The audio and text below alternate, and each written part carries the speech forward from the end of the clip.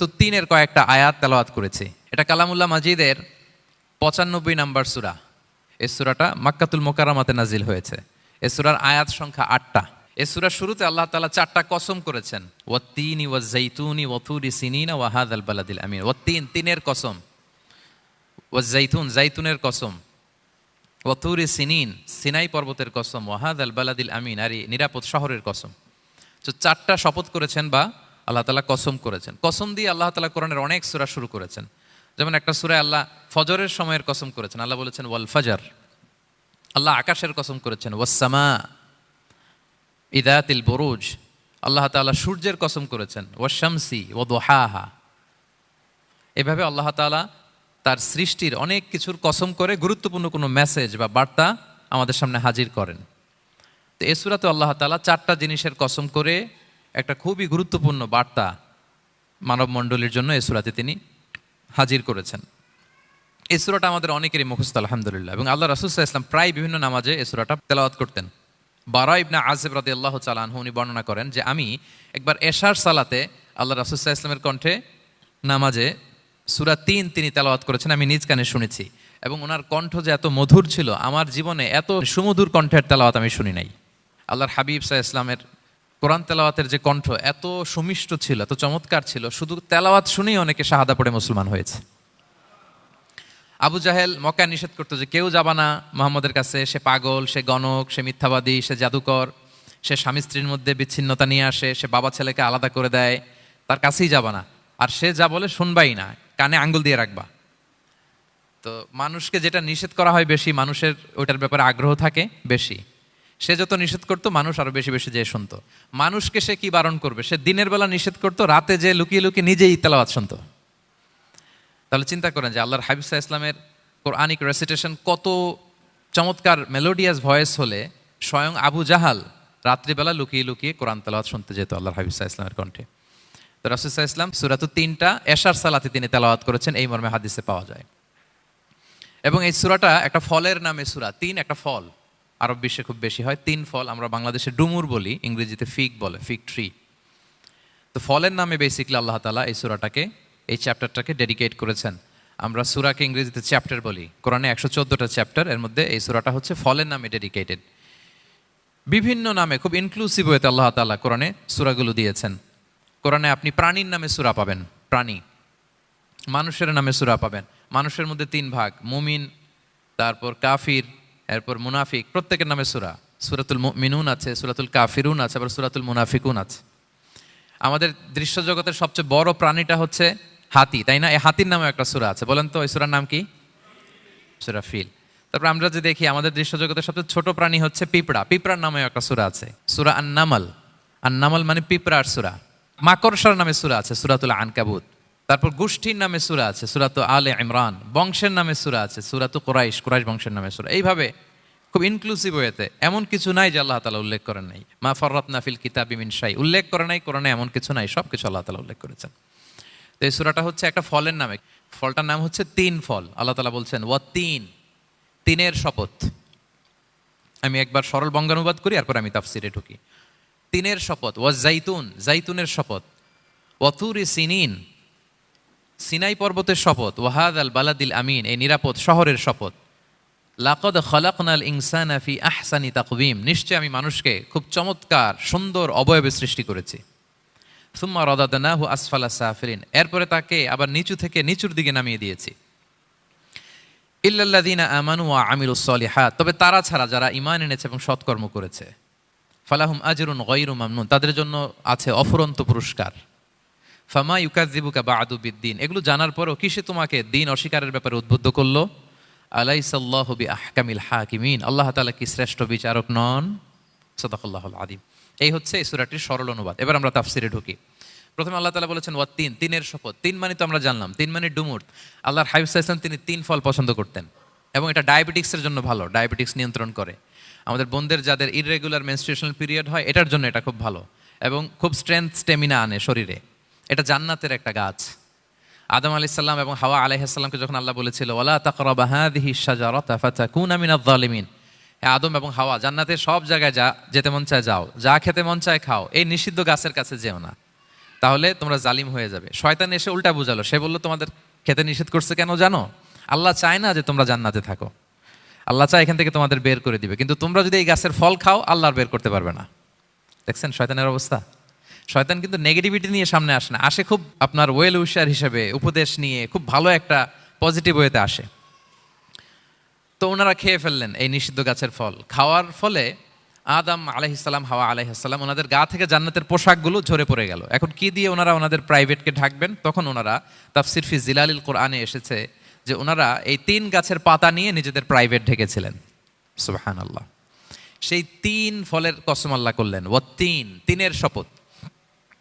এরপর আল্লাহ তাআলা বললেন ওয়া জাইতুন, জাইতুনের শপথ। জাইতুন মানে হচ্ছে জলপাই। তো আল্লাহ তাআলা বললেন ওয়া জাইতুন, জাইতুনের শপথ। জাইতুন মানে হচ্ছে জলপাই, ইংরেজিতে আমরা যেটাকে অলিভস বলি। তো আল্লাহ 3-এর কসম করলেন এবং অলিভের কসম করলেন। দুইটাই খুব উপকারী ফল। এবং আল্লাহর হাবিব সাল্লাল্লাহু আলাইহি ওয়াসাল্লাম তিনি জলপাইও খুব পছন্দ করতেন। ওনার রেগুলার ফুড আইটেমের মধ্যে জলপাই ছিল, অলিভস ছিল। এটা পাহাড়ি এরিয়া, মরুভূমিতে হয়। এবং রাসূল সাল্লাল্লাহু আলাইহি ওয়াসাল্লাম বলেছেন কুলু যাইত ওয়াদ্দাহিনু ফাইন্নাহু মিন শাজারাতিন মুবারাকা, তোমরা অলিভ অয়েল এটা খেয়েও এবং এটা গায়ে মালিশ করো, কেননা এটা বরকতময় একটা গাছের ফল, শাজারা মুবারাকা। এটা শরীরের ব্যাড কোলেস্টেরলকে কমিয়ে দেয়। দাড়িতে অ্যাপ্লাই করলে, চুলে অ্যাপ্লাই করলে সহজে পাকে না দাড়ি চুল, এবং স্কিনে অ্যাপ্লাই করলেও স্কিনের জন্য ভালো, স্কিনের জন্য বেশ ভালো। এটা যাদের সুযোগ হয় আপনারা দাড়িতে চুলে অ্যাপ্লাই করবেন, খাবেন। এটা খাওয়াও যায়। তাম্বুতু বিদ্দুহনি ওয়াসিবগিল লিল আখিলিন, কোরআনে এসেছে। এটা অয়েল হিসেবে ইউজ করে, আবার খাবার হিসেবেও ইউজ করা যায়। সালাদ ড্রেসিংয়ের ক্ষেত্রে কিন্তু অলিভ অয়েল আমরা ইউজ করি। ইদানিং পিজাতে খুব ইউজ করা হয় অলিভ, জলপাইটা। তো এটা আপনারা খেতে পারেন, এটা খুবই সুস্বাদু। এবং জলপাই গাছের মানে জাইতুন গাছের ডালের মেসওয়াক খুব ভালো হয়। আল্লাহর হাবিব সাল্লাল্লাহু আলাইহি ওয়াসাল্লাম জাইতুনের ডাল দিয়ে মেসওয়াক করতেন। তিনি বলতেন নি'মাস সিওয়াকিয়া জাইতুন, সবচেয়ে শ্রেষ্ঠ মেসওয়াক হচ্ছে জাইতুনের। মিনাশ শাজারাতিল মুবারাকা, কারণ এটা বরকতময় গাছের ডালা। এবং ফাইন্নাহু সিওয়াকি ওয়া সিওয়াকুল আম্বিয়া মিন ক্বাবলি, এই জাইতুনের ডাল দিয়ে আমিও যেমনি মেসওয়াক করি, আমার আগে যত নবী পৃথিবীতে এসেছে সবাই জাইতুনের ডাল দিয়ে মেসওয়াক করতো। আল্লাহ বলেন ওয়াতিনি ওয়াজ জাইতুন, 3-এর শপথ আর জাইতুনের শপথ। এরপর আল্লাহ তাআলা বললেন ওয়াতুরি সিনিন, সিনাই পর্বতের শপথ। প্রথমে 2টা ফলের শপথ করলেন, এবার একটা পাহাড়ের শপথ করতেছেন। আপনারা কি তুর পাহাড়ের নাম শুনেছেন? হ্যাঁ, শুনেছেন। এই সিনাই পর্বত দ্বারা তুর পাহাড় উদ্দেশ্য। এটা মিশরের একটা পাহাড়, অনেক উঁচু, 2285 মিটার উঁচু। ওইটার নিচে আছে মুকাদ্দাসে তুয়া, যেখানে মুসা আলাইহিস সালামকে আল্লাহ তাআলা জুতা খুলতে বলেছিলেন। ফাখলা না আলাইকা ইন্নাকা বিল ওয়াদিল মুকাদ্দাসি তুয়া, হে মুসা তুমি পবিত্র উপত্যকায় এসেছো, জুতা খুলো। তো ওখানে সব ধর্মের লোকেরা যায়, সব ধর্মের লোকদের জন্য তীর্থস্থান। মুসলিম, জুইশ, খ্রিস্টিয়ান সবাই যায়। এটা সিনাই একটা এলাকা আছে মিশরের, north south Sinai, north Sinai, এটা সাউথ সিনাইতে অবস্থিত। তো নিচে একটা খ্রিস্টানদের প্রাচীন গির্জা আছে, সেন্ট ক্যাথেরিনা গির্জা। সেখান থেকে চলতে চলতে আপনাকে উপরে যেতে হবে, ফজরের পরে আবার চলে আসতে হবে, তা না হলে দুপুরবেলায় 10টা-11টার দিকে এমন সূর্যের প্রখর তাপ ওই পাথরের মধ্যে লাগে, ওখানে আর থাকা যায় না। একেবারে তুর পাহাড়ের উপরে সেখানে খ্রিস্টানদের জন্য ছোট্ট একটা সিনাগোগ আছে, তারা প্রার্থনা করে। খ্রিস্টানদের একটা চার্চ আছে, মুসলিমদের জন্য ছোট্ট একটা মুসল্লা আছে, সুরাওয়ের মতো। আল্লাহ ওই সিনাই উপত্যকার কসম করেছেন, ওয়াতুরি সিনিন, সিনাই উপত্যকার কসম। এখানেই আল্লাহ তাআলা মুসা আলাইহিস সালামকে তাওরাত দিয়েছিলেন, মেজর একটা আসমানি কিতাব দিয়েছিলেন। এবং সরাসরি মুসা আলাইহিস সালাম এই পাহাড়ের চূড়ায় বসে আল্লাহ তাআলার সাথে কথা বলতেন। ওয়াকাল্লামাল্লাহু মুসা তাকলিমা, উনি সরাসরি কথা বলতেন, এটা ওনার একটা স্পেশাল বৈশিষ্ট্য ছিল, ক্যারেক্টারিস্টিক্স। এবং আল্লাহ তাআলা নূরের তাজাল্লি দিয়ে এই পাহাড়কে একবার জ্বালিয়ে দিয়েছিলেন। আজও এই পাহাড়ের রংটা অনেকটা একটু লালচে, একটু কালোচে, একটু রেডিশ কালারের। এবং মুসা আলাইহিস সালাম এই নূরের তাজাল্লির ঝলকে তিনি বেহুশ হয়ে গিয়েছিলেন এই পাহাড়ের উপরে। ইয়াজুজ মাহাজুজ যখন কিয়ামতের আগে আগমন করবে, তখন মুসলমানদের সেন্টার হবে। ঈসা আলাইহিস সালাম মুসলমানদেরকে নিয়ে ওইখানে অবস্থান করবেন, এই তুর পাহাড়ের ওখানে। এবং আল্লাহর হাবিব সাল্লাল্লাহু আলাইহি ওয়াসাল্লামের মেরাজের রাতে ইসরার সময় একটা স্টেশন ছিল এই তুর পাহাড়। জিবরাইল আলাইহিস সালাম এই তুর পাহাড়ে আল্লাহর হাবিব সাল্লাল্লাহু আলাইহি ওয়াসাল্লামকে নামিয়ে বলেছিলেন যে এটা জাবাল মুসা, আপনার ভাই মুসার পাহাড়, আপনি এখানে 2 রাকাত নামাজ পড়েন, দোয়া করেন। আল্লাহর হাবিব সাল্লাল্লাহু আলাইহি ওয়াসাল্লাম এই তুর পাহাড়ে 2 রাকাত সালাত আদায় করেছিলেন এবং দোয়া করেছিলেন। আল্লাহ এই তুর পাহাড়ের কসম কাটলেন, ওয়াতুরি সিনিন, সিনাই পর্বতের কসম, যেখানে তাওরাত কিতাব নাজিল হয়েছিল। এরপর আল্লাহ তাআলা বললেন ওয়াহাদাল বালাদিল আমিন, আর এই নিরাপদ শহরের শপথ। এই শহর দ্বারা মক্কা শহর উদ্দেশ্য, কারণ রাসূল সাল্লাল্লাহু আলাইহি ওয়াসাল্লাম তখন মক্কায় ছিলেন, মক্কা নগরী। এই শহরের পূর্ব নাম ছিল বাক্কা। মক্কা নগরীকে বলা হয় উম্মুল কুরা, সব শহরের মা, সব শহরের সেন্টার, পৃথিবীর নাভিস্থল। এবং আল্লাহ তাআলা বলেছেন মান দাখালাহু কানা আমিনা, এখানে যে প্রবেশ করবে সে নিরাপদ।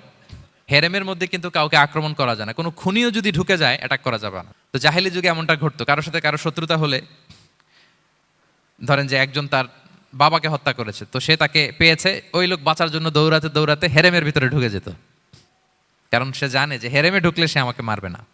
তো পরে সে যখন হেরেম থেকে বেরোতো আবার তার সাথে যুদ্ধ শুরু হতো। এবং এই শহরের এত মর্যাদার কারণ হচ্ছে সেদিনা ইব্রাহিম আলাইহিস সালাম তিনি আল্লাহর কাছে দোয়া করেছিলেন যে রব্বি জাআল হাযা বালাদান আমিনা, হে আল্লাহ আপনি এই শহরকে নিরাপদ করেন, ওয়ারযুক আহলাহু মিনাস সামারাত, আর এই শহরের অধিবাসীদেরকে আপনি ফলমূল দিয়ে রিজিকের ব্যবস্থা করেন। এখনো দেখবেন যে সারা পৃথিবীতে যেই ফল নাই মক্কাতে ওই ফল আছে, সারা পৃথিবী থেকে ফল ওখানে যায়। এবং মক্কার নেইবরিং সিটি তায়েফ, সেখানে অনেক ফল উৎপাদিত হয়, এখানে আসে। নিরাপদ শহর, বালাদান আমিনা। এবং আল্লাহর হাবিব সাল্লাল্লাহু আলাইহি ওয়াসাল্লাম বলেছেন যে এই মক্কা শহর আমার সবচাইতে প্রিয় শহর। বাধ্য হয়ে তিনি যখন হিজরত করলেন মদিনায়, সেদিন বারবার তিনি মক্কার দিকে পেছনে ফিরে ফিরে তাকান, আর কেঁদে কেঁদে তিনি বলতেছিলেন যে মাক্কাতু আহাব্বুল বিলাদ ইলাইয়া, মক্কা আমার কাছে সবচেয়ে প্রিয় নগরী। লাউলা উখরিজতু লামা খারাজতু, আমাকে যদি জোর করে বের করে দেয়া না হতো আমি কোনোদিন মক্কা ছেড়ে অন্য কোথাও যেতাম না।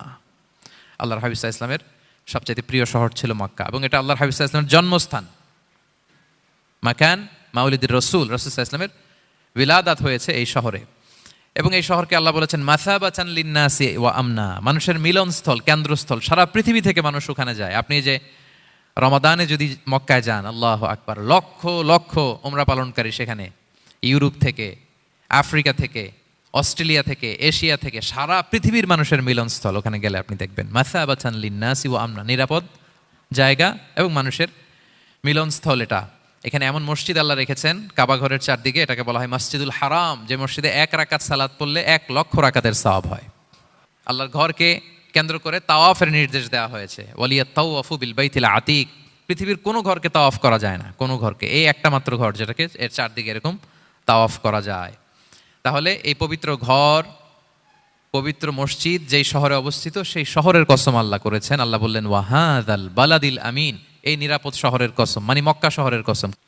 আমরা আপাত দৃষ্টিতে আমাদের কাছে মনে হচ্ছে দুইটা ফলের কসম, একটা পাহাড়ের কসম, একটা নগরীর কসম। আসলে বেসিকলি আল্লাহ তাআলা এই 4টা শপথ দিয়ে 3 নবীর জন্মস্থান, 3 নবীর নবুয়তের কসম করেছেন। কিভাবে সেটা আমি মিলিয়ে দেই। এই যে প্রথমে যে আল্লাহ বলেছেন ওয়াত্তিনি ওয়া জাইতুন, 3 এবং জাইতুনের কসম। পৃথিবীতে সবচেয়ে বেশি 3 এবং জাইতুন কোথায় উৎপন্ন হয় জানেন? ফিলিস্তিনে। কোথায়? শাম দেশে, যেটা হাদিসের পরিভাষায় বলা হয় শাম, বর্তমান ফিলিস্তিন এবং সিরিয়া মিলে। 3 জাইতুন দিয়ে বেসিকলি আল্লাহ তাআলা ফিলিস্তিনের শপথ করেছেন, শাম দেশের শপথ, যেখানকার বেথলহামে ঈসা আলাইহিস সালাম, জেসাস ক্রাইস্ট, তিনি জন্মগ্রহণ করেছেন, ঈসা আলাইহিস সালামের জন্মস্থান। তাহলে 3 জাইতুনের শপথের মাধ্যমে মূলত আল্লাহ তাআলা ঈসা আলাইহিস সালামের জন্মস্থানের শপথ করেছেন, কারণ সেখান থেকে ওহী বিচ্ছুরিত হয়েছে, ওনার কাছে ইনজিল নাজিল হয়েছিল। এবং এই শামের মর্যাদার ব্যাপারে অনেক কথা আল্লাহর হাবিব সাল্লাল্লাহু আলাইহি ওয়াসাল্লাম তিনি বলেছেন। আল্লাহ রাসূল সাল্লাল্লাহু আলাইহি ওয়াসাল্লাম যখন মেরাজে যান, তখন মক্কা থেকে এই শাম দেশে ফিলিস্তিনের বাইতুল মাকদাসে রাসূল সাল্লাল্লাহু আলাইহি ওয়াসাল্লামকে নিয়ে যাওয়া হয়েছিল। এবং রাসূল সাল্লাল্লাহু আলাইহি ওয়াসাল্লাম প্রায় বলতেন তুবা আলী শাম, শামের জন্য বরকত, কেননা ফেরেশতারা তাদের রহমতের পাখা শাম দেশের উপর বিছিয়ে রেখেছে।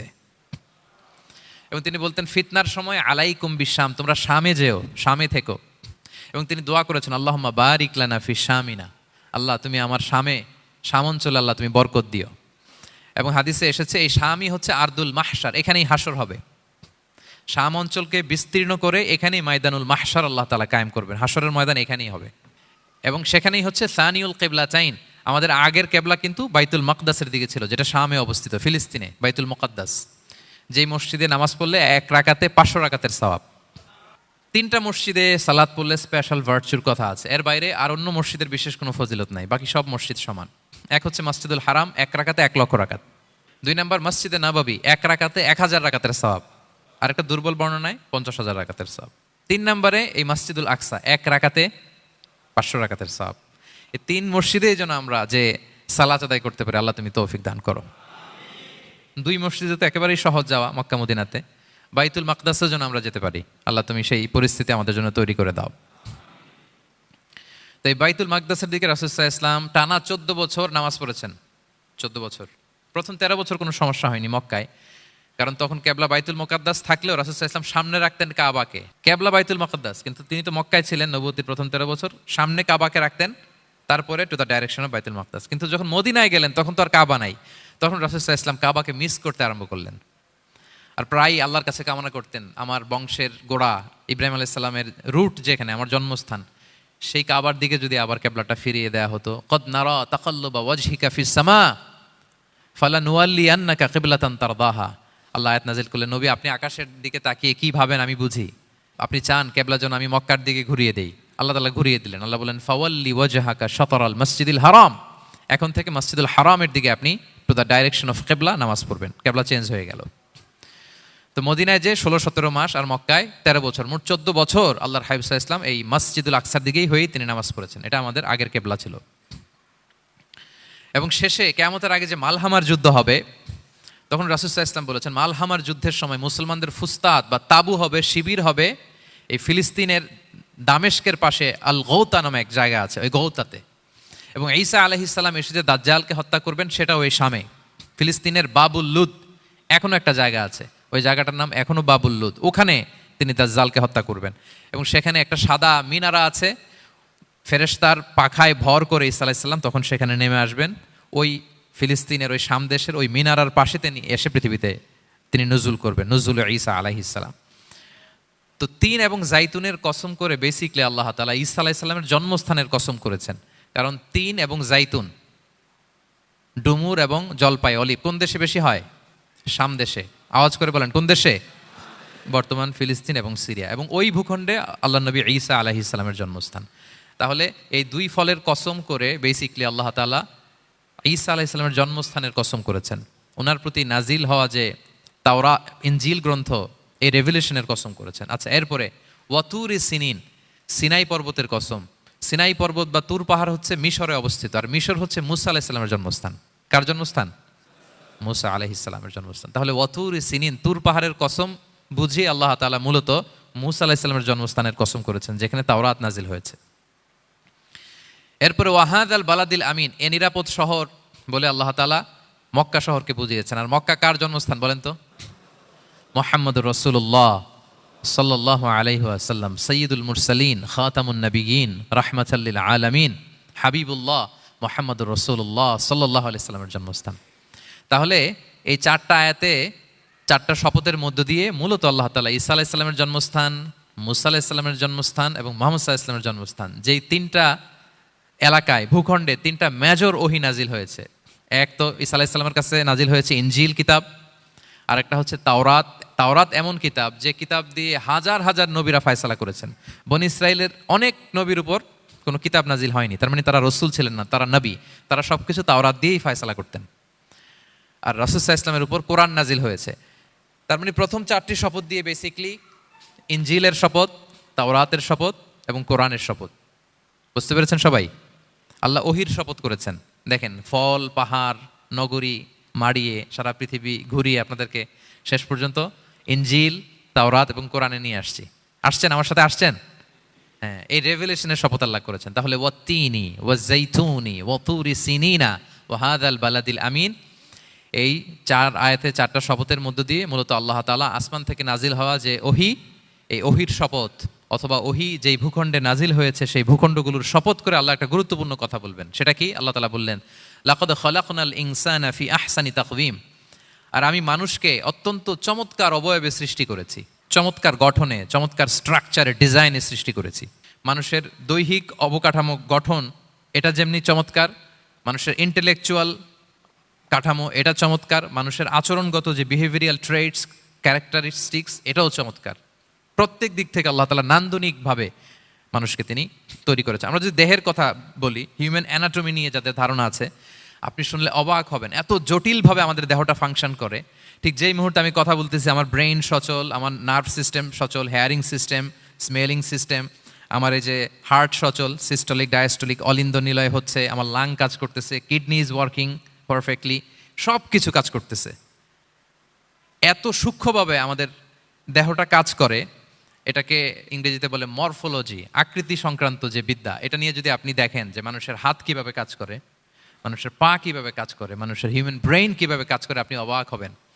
এবং আল্লাহর যে সেট আপ, লাকাদ খালাকনাল ইনসানা ফি আহসানি তাকওয়িম, নিশ্চয়ই আমি মানব জাতিকে চমৎকার অবয়বে তৈরি করেছি। আপনি যদি অবয়বটা দেখেন, আমাদের স্ট্রাকচার, এর চেয়ে সুন্দর করে আর তৈরি করা যেত না, এর চেয়ে সুন্দর আর হতে পারে না। যেখানে যা দেয়ার, মাথার চুল থেকে পায়ের নখ পর্যন্ত, আপনি একটা ডিজাইনে, স্ট্রাকচারে, সেট আপে আপনি ভুল ধরতে পারবেন না। যেখানে যেটা দরকার, আপনি একটু খেয়াল করে দেখেন যে এই যে আমাদের চোখ,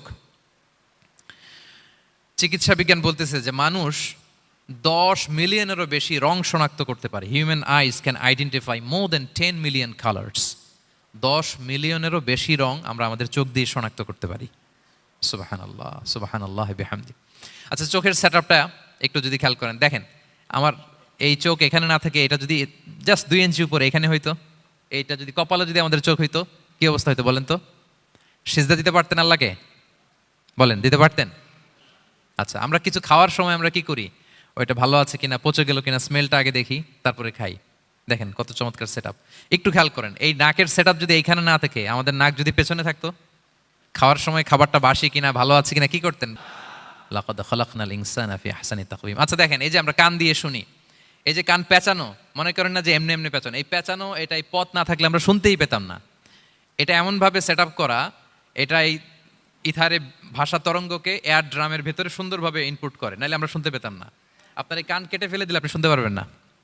এটা এইভাবেই যেতে হবে, সুরঙ্গটা এইভাবে তৈরি হইতে হবে। আচ্ছা দেখেন, আপনার কান, এই কান যদি এইখানে না থেকে আপনার ডান বগলের নিচে হইতো, বাম কান যদি বাম বগলের নিচে হইতো, তাহলে কি হইতো বলেন? আজকে আমার ওয়াজ কিভাবে শুনতেন বলেন দেখি, কিভাবে শুনতেন? বুদ্ধি আছে বলে যে হুজুর এইভাবে শুনতাম। সুবহানাল্লাহ, সুবহানাল্লাহ। লাকাদ খালাকনাল ইনসানা ফি আহসানি তাকওয়িম। আমি মানুষকে সবচেয়ে সুন্দর সর্বোত্তম গঠনে তৈরি করেছি। দেখেন, কান দুইটা ওইখানে থাকলে কথা শুনতে হইলে হাত উঁচু করে রাখা লাগতো। আল্লাহ, আপনি একটা একটা অঙ্গ দেখেন, ঠিক যেখানে যেটা যেভাবে সেট করা দরকার, আল্লাহ তাআলা দয়া করে অনুগ্রহ করে ঠিক সেভাবে তিনি সেট করেছেন। আমাদের চেহারার মধ্যে দেখেন, এক একজনের এক এক রং। ওয়াখতিলাফু আলসিনাতিকুম ওয়া আলওয়ানিকুম ইন্না ফি যালিকা লাআয়াতুন লিল আলিমিন। আল্লাহ বলেন, তোমাদের ভাষার ভিন্নতা দিয়েছি, তোমাদের গায়ের রঙের ভিন্নতা, একজনের চেহারার সাথে আরেকজনের মিল নাই, একজনের ফিঙ্গারপ্রিন্টের সাথে। আয়াহসাবুল ইনসানু আল্লা নাজমাআ ইযামা বালা কাদিরিনা আলা আন নুসাউইয়া বানানা। মানুষ ভেবেছে সে মারা গেলে তাকে আমি তার অস্থি মজ্জা, হাড়, গোশত, চামড়া জোড়া লাগাতে পারবো না। আরে তার আঙ্গুলির অগ্রভাগ পর্যন্ত আমি সুবিন্যস্ত করে আমার কাছে রেখে দিয়েছি। ফিঙ্গারপ্রিন্ট, আমাদের ফিঙ্গারপ্রিন্টগুলো আল্লাহর কাছে সংরক্ষিত। একজনের ফিঙ্গারপ্রিন্টের সাথে আরেকজনেরটা মিলে না। এই যে আমার 10 আঙ্গুলে 10টা ফিঙ্গারপ্রিন্ট, পায়েরগুলো হচ্ছে ফুটপ্রিন্ট, একটার সাথে আরেকটা মিলে। আমার এটার সাথে এটা মিলবে বলেন? আমার সাথে আপনারটা মিলবে? বর্তমানে পৃথিবীতে কত কোটি মানুষের বসবাস বলেন? এই যত মানুষ পৃথিবীতে আছে, একজনের আঙ্গুলের ছাপের সাথে, এই যে বায়োমেট্রিক্যাল অথেন্টিকেশন যে আমরা করি, একজনের ফিঙ্গারপ্রিন্টের সাথে আরেকজনের ফিঙ্গারপ্রিন্টের মিল নাই। একজনের ফুটপ্রিন্টের সাথে ফুটপ্রিন্ট মিল, ইভেন একজনের আই প্রিন্টের সাথে। আমাকে একজন ওনার হসপিটালে নিয়ে গেল ঢাকায়, তো উনি ওনার দরজা খুলতেছে আই প্রিন্ট দিয়ে, মানে উনি না গেলে খুলে না। উনি আর ওনার খুব কাছের স্টাফ, এটা গুরুত্বপূর্ণ একটা অফিস, তো উনি চোখ দিল, আই প্রিন্ট নিল, এরপরে দরজা খুলে যাচ্ছে। দেখেন, একজনের আই প্রিন্টের সাথে আরেকটা আই প্রিন্ট মেলে না। সুবহানাল্লাহ। প্রিয় ভাইরা, একজনের ফিঙ্গারপ্রিন্টের সাথে আরেকজনের ফিঙ্গারপ্রিন্টের কোনো মিল আছে পৃথিবীতে? ফুটপ্রিন্টের সাথে, আই প্রিন্টের সাথে? কারণ ডিজাইনারটা কে বলেন তো? হুয়াল্লাযী ইউসাউবিরুকুম ফিল আরহামি কাইফা ইয়াশা। মায়ের পেটে থাকতেই আল্লাহ তাআলা এগুলো ডিজাইন করে দিয়েছেন। আমি কেমন হব, আমার বৈশিষ্ট্য কেমন কেমন হবে, এই যে আমি যে আমার বাবা দাদা 14 পুরুষের ডিএনএ বয়ে বেড়াই, এগুলো সব নিয়ে আমার বৈশিষ্ট্য, আমার কণ্ঠস্বর, আমার ক্যারেক্টারিস্টিক্স, আমার ফিচার কেমন হবে, সব তিনি আল্লাহ তাআলা মায়ের পেটে থাকতেই ডিজাইন করে দিয়েছেন। সুবহানাল্লাহ। আল্লাহ বলছেন, লাকাদ খালাকনাল ইনসানা ফি আহসানি তাকওয়িম। প্রিয় ভাইরা, কসম করার পরে আল্লাহ যে কথাটা বলেন, এটা অনেক গুরুত্বপূর্ণ, খুবই গুরুত্বপূর্ণ বার্তা। আল্লাহ চারটা কসম করে, তিনটা নবীর জন্মস্থানের শপথ করে তিনি বললেন, লাকাদ খালাকনাল ইনসানা ফি আহসানি তাকওয়িম। নিশ্চয় আমি অত্যন্ত চমৎকার আকৃতিতে মানুষকে তৈরি করেছি। মানুষের গঠন এরকম, মাথা থেকে পা পর্যন্ত। আমি তো দু একটার কথা বললাম, চোখ, নাক, কান, আপনি একটা একটা করে যদি ধরেন, আমাদের হেয়ারিং সিস্টেম কিভাবে কাজ করে, হেয়ারিং নার্ভ কিভাবে কাজ করে, আমাদের সেন্সেশন কিভাবে কাজ করে, আমাদের ব্রেন কিভাবে কাজ করে। আমাদের এক একজনের ব্রেন 1.5 কেজি ওজন, 3 পাউন্ডের মতো একটা সুস্থ মানুষের অ্যাভারেজ ব্রেনের ওজন। এই ব্রেনের মেমোরি হচ্ছে 2.5 মিলিয়ন গিগাবাইট। আপনার মোবাইলে স্পেস কত বলেন, মেমোরি কত? হ্যাঁ, 512 জিবি। আর আমার আর আপনার ব্রেইনের যে মেমোরি, এই মেমোরি হচ্ছে 2.5 মিলিয়ন গিগাবাইটস। আল্লাহ, এই যে প্রতি মুহূর্তে আমাদের নিউরন কানেক্টিভিটি হচ্ছে, ব্রেনের স্নায়ুগুলোর যত কানেক্টিভিটি হয়, যত আমরা চিন্তা করে ব্রেনকে খাটাই, নতুন নতুন জিনিস আমরা তৈরি করতে পারি। এবং এমনভাবে আল্লাহ তাআলা এমন সফিস্টিকেটেড ব্রেইন আল্লাহ মানুষকে দিয়েছে, মানুষ পারে না এমন কিছু নাই। মানুষ যা কল্পনা করতে পারে মানুষ তা করে দেখাতে পারে। এজন্য আমাদের কল্পনার জানালাটাকে বড় করতে হবে। আই রিপিট, মানুষ যা কল্পনা করতে পারে, ইমাজিন করতে পারে, সেটা মানুষ করে দেখাতে পারে। ওই ক্যাপাসিটি দিয়ে আল্লাহ তাআলা মানুষকে তৈরি করেছেন। সুবহানাল্লাহ, সুবহানাল্লাহ। লাকাদ খালাকনাল ইনসানা ফি আহসানি তাকওয়িম। এই ব্রেনকে খাটিয়ে মানুষের কত ইনভেনশন, কত ডিসকভারি, মানুষ সভ্যতার পর সভ্যতা বিনির্মাণ করেছে। চোখ ধাঁধানো মানুষের আবিষ্কার, তাক লাগিয়ে দিয়েছে গোটা বিশ্বে একটার পর একটা করে। আল্লাহ এমনভাবে মানুষকে তিনি তৈরি করেছেন। লাকাদ খালাকনাল ইনসানা ফি আহসানি তাকওয়িম। চমৎকার অবয়বে, তার দৈহিক অবয়ব যেমনি সুন্দর, তার বুদ্ধিগত, তার চিন্তাগত, তার ইন্টেলেক্ট, এটাও তেমন সুন্দর, এটাও তেমন চমৎকার। পৃথিবীর কোনো প্রাণীকে আল্লাহ তাআলা এরকম হিউম্যান ব্রেনের মতো এরকম সফিস্টিকেটেড ব্রেন দিয়ে, ইন্টেলেক্ট দিয়ে তৈরি করেনি। এজন্য সব প্রাণী থেকে মানুষ আলাদা। সব প্রাণী থেকে মানুষের চিন্তা, বিবেক, বুদ্ধি এগুলো আলাদা। তাহলে দেখেন, মানুষের শ্রেষ্ঠত্ব মূলত এগুলোর দ্বারা। মানুষ যদি তার চিন্তা, বিবেক, বুদ্ধি খাটায়, সে শ্রেষ্ঠ হয়ে যায়। আমি একটা কথা প্রায় বলি যে মানুষ যদি ভালো হয় সে ফেরেশতার চেয়েও ভালো, আর মানুষ যদি খারাপ হয় সে পশুর চেয়েও নিকৃষ্ট। আল্লাহ বলেন, উলাইকা কাল আনআমি বাল হুম আদাল লাহুম কুলুবুল লা ইয়াফকাহুনা বিহা ওয়া লাহুম আ'য়ুনুল লা ইউবসিরুনা বিহা ওয়া লাহুম আযানুল লা ইয়াসমাউনা বিহা উলাইকা কাল আনআমি বাল হুম আদাল। তাদের হৃদয় আছে, ওটা দিয়ে অনুধাবন করে না সত্যকে। চোখ আছে, ওটা দিয়ে সে সত্যটা দেখে না। কান আছে, হকের কথা শোনে না। উলাইকা কাল আনআম, আল্লাহ বলেন তারা প্রাণীর মতো, চতুষ্পদ জন্তুর ন্যায়। শুধু অতটুকুই না, বাল হুম আদাল, তারা তার চেয়েও নিকৃষ্ট, তার চেয়েও নিকৃষ্ট। তাহলে মানুষ ভালো হলে সে ফেরেশতাকে ছাড়িয়ে যায়, আর মানুষ নিকৃষ্ট হলে সে পশুত্বকে হার মানায়। কথা বুঝতে পেরেছেন? মানে আমরা ভালো হলে সবচেয়ে ভালো, খারাপ হলে সবচেয়ে খারাপ। একটা পশু আর একটা পশুকে হত্যা করে কেটে 20 টুকরা করছে, এরকম কোনো নিউজে আসছে কোনোদিন? কিন্তু আশরাফুল মাখলুকাত মানুষ, তার মতো রক্তে মাংসে গড়া আরেকটা মানুষকে নির্মমভাবে হত্যা করে কেটে 20 টুকরা করে বস্তাবন্দি করে ডোবার মধ্যে ফেলে রাখছে। এরকম নিউজ আসছে না বলেন? আছে। মানুষ তার মতো একটা মানুষকে নির্মমভাবে হত্যা করে। এরকমও তো আছে যে কেরোসিন দিয়ে তার মতো আরেকটা মানুষকে সে জ্বালিয়ে দিয়েছে। আছে না নাই বলেন? গ্রামের পর গ্রাম জ্বালিয়ে দেয়, জনপদের পর জনপদ ধ্বংস করে দেয়, বোমা মেরে শহর উড়িয়ে দেয়। লিটল বয় মেরেছিল আমেরিকান সোলজাররা জাপানের হিরোশিমা শহরের উপর। আমি হিরোশিমা তো গত বছর ভিজিট করে আসলাম, আমি নিজে দেখে এসেছি যে এখানে বোমটা মেরেছে। মুহূর্তের মধ্যে পুরো শহর ভ্যানিশ, এমন রেডিয়েশন। তো যেই আমেরিকান পাইলট বোমা মারতেছে সেও মানুষ, সেও কি? আর যাদেরকে ধ্বংসের জন্য এই লিটল বয় মারলো হিরোশিমাতে আর ফ্যাটম্যান মারলো নাগাসাকিতে, এরাও কি?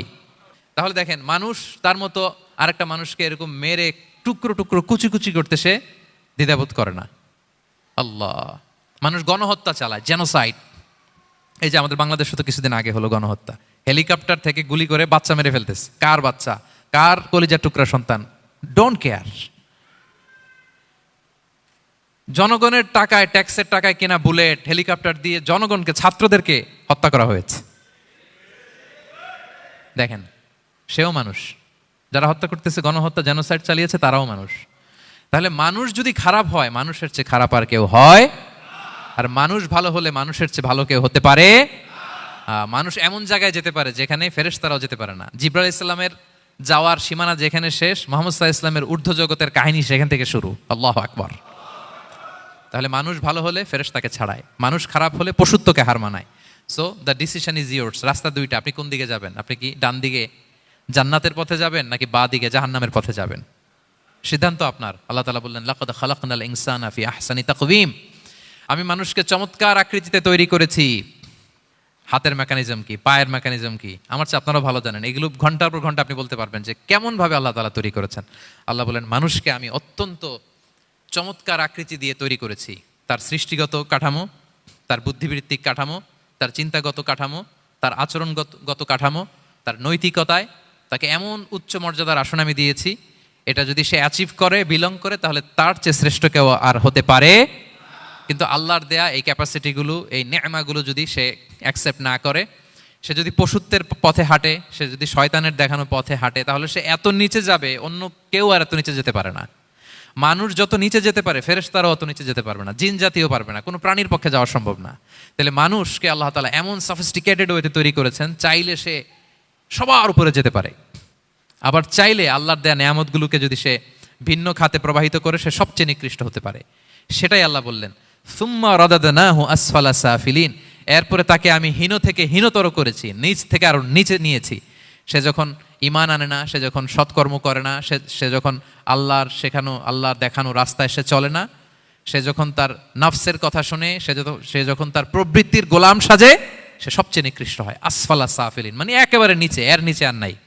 আল্লাহ বলেছেন ইন্নাল মুনাফিকিনা ফিদ দারকিল আসফালি মিনান নার, সেখানে আল্লাহ আসফাল বলেছেন। মুনাফিকরা জাহান্নামের একেবারে তলদেশে থাকবে। তাই মানুষ যদি ঈমান আর সৎকর্মের বলে বলিয়ান না হয়, সে এত খারাপ হয় কেউ এত নিচে যেতে পারে না। বলেন, মানুষ যত নিচে যেতে পারে জিন তত নিচে যেতে পারবে? ফেরেশতারা পারবে না। আর মানুষ যত উপরে যেতে পারে ফেরেশতারা এত উপরে যেতে পারবে না। সো দুইটারই সুযোগ আপনার আছে। সুম্মা রাদাদনাহু আসফালা সাফিলিনের দুইটা ব্যাখ্যা।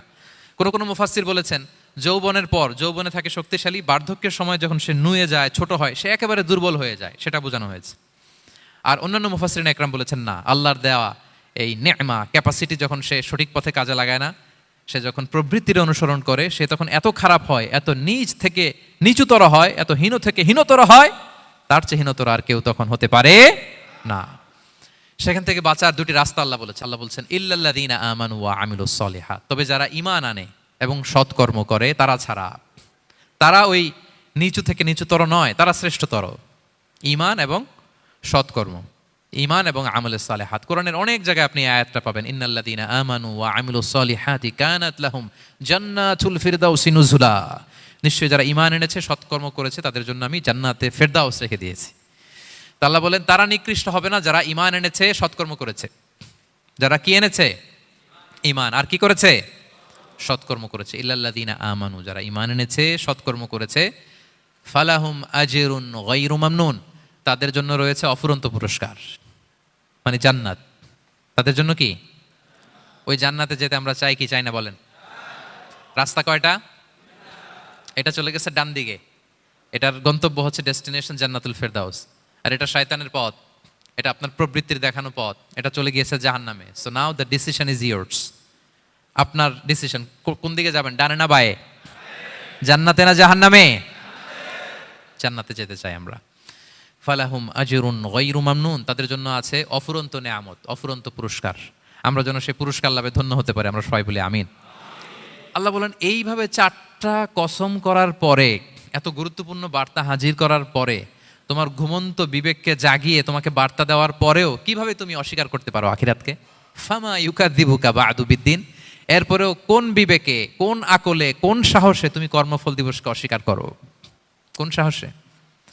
এখানে দিন দ্বারা উদ্দেশ্য কর্মফল। ভালো করলে যে ভালো পাবে, খারাপ করলে যে খারাপ পাবে। দিনের অনেক অর্থ, এটার তাফসিরে গেলে সময় কুলাবে না। ফামা ইউকাযযিবুকা বা'দু বিদ্দিন, এরপরেও কর্মফলকে অস্বীকার করার সাহস তুমি কোত্থেকে পাও? কিসে তোমাকে উদ্বুদ্ধ করে কর্মফল দিবসকে অস্বীকার করতে? আলাইসাল্লাহু বিআহকামিল হাকিমিন, আল্লাহ তাআলা কি শ্রেষ্ঠ বিচারক নন? সূরা আবু দাউদে আল্লাহর হাবিব সাল্লাল্লাহু আলাইহি ওয়াসাল্লাম বলেন, কেউ যদি সূরাতুত তিন তেলাওয়াত করে, করতে করতে যদি শেষ আয়াতে চলে আসে, আর সে যখন পড়ে আলাইসাল্লাহু বিআহকামিল হাকিমিন, আল্লাহ তাআলা কি শ্রেষ্ঠতম বিচারকদের মধ্যে সর্বশ্রেষ্ঠ বিচারক জাজ নন, তখন সে যেন উত্তর দেয়, এটা তো আল্লাহর প্রশ্ন। আলাইসাল্লাহু বিআহকামিল হাকিমিন, আল্লাহ আমাদেরকে প্রশ্ন ছুড়ে দিয়েছেন যে আল্লাহ তাআলা কি শ্রেষ্ঠ বিচারক নন?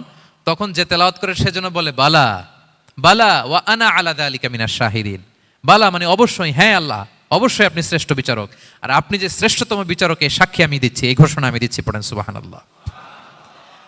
আপনি দেখবেন মসজিদুল হারামে, হারামাল মাক্কিতে যখন তেলাওয়াত করে ইমাম সাহেবেরা, এই আয়াতের পরেই যদি রুকুতে যায় দেখবেন ফিসফিস করে বলে যে বালা বালা ওয়া আনা আলা যালিকা মিনাশ শাহিদিন। আমি নিজে শুনেছি, দেখবেন ওনার এটা পরে, কারণ আল্লাহ এখানে প্রশ্ন ছুড়ে দিয়েছেন। আর উত্তর হিসেবে বলতে হবে বালা ওয়া আনা আলা যালিকা মিনাশ শাহিদিন, আল্লাহ অবশ্যই আপনি শ্রেষ্ঠ বিচারক। আল্লাহর চাইতে শ্রেষ্ঠ বিচারক আর হতে পারে? আমরা কত লাকি যে আল্লাহর আহকামুল হাকিমিন হিসেবে বিচারক পেয়েছি।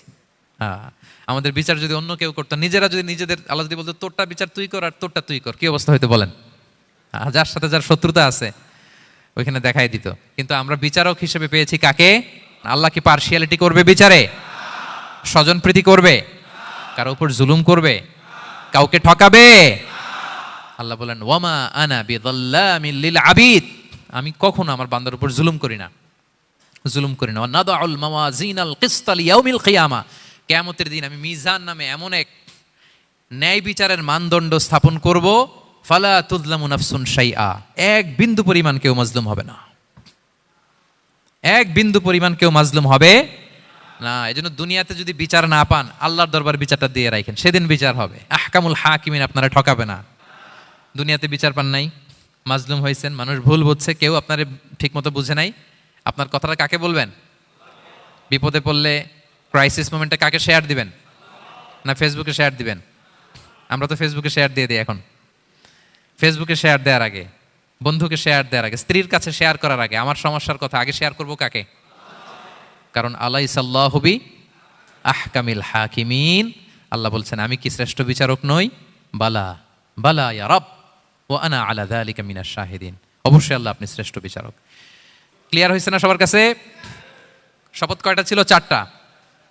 মূলত নবুয়তের শপথ, তাই না? নবুয়ত আমাদের জন্য সবচাইতে বড় নেয়ামত। কারণ নবীরা যদি আমাদেরকে এই তথ্যগুলো না দিতেন, আমরা জান্নাত জাহান্নাম চিনতাম? ভাইরা বলেন তো, আখেরাত চিনতাম?